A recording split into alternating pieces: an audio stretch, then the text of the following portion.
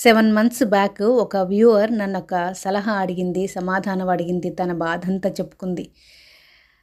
తన పేరు ఇక్కడ అప్రస్తుతం. తన బాధ తీరిస్తే చాలు, పేరుతో మనకు పని లేదు. ఆమె బాధ తీర్చడానికే నేను ఈ చిన్న వీడియో చేస్తున్నాను.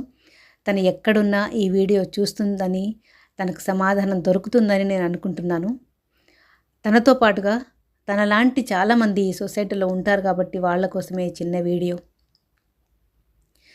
జీవితంలో ఒంటరిగా మిగిలిపోయానని చింతించే వాళ్లకు, ఎవ్వరూ నాకు సపోర్టుగా నిలబడటం లేదని ఆందోళన చెందే వాళ్లకు నాదొక చిన్న మాట, సలహా వింటారని భావిస్తున్నాను.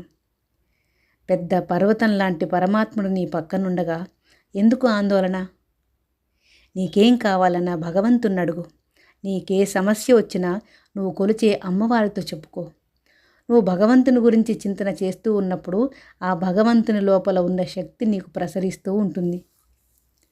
దానివల్ల నీలో చెడు శక్తి అంతా పోయి, చెడు శక్తి అంటే బలహీనతలు, అవి మానసిక బలహీనతలైనా కానివ్వు, శారీరక బలహీనతలైనా కానివ్వు, ఆ చెడు శక్తి అంతా పోయి ఆత్మశక్తితో వెలుగుతావు.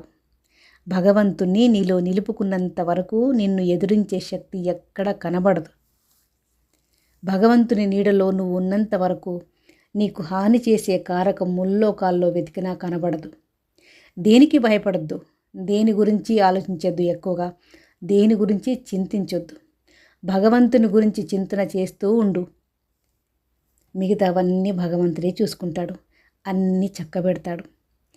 పూజలు చేసేవాళ్ళు ఈ భావనతో ఉంటే అది భక్తి, లేదంటే అది కేవలం ఆడంబరం.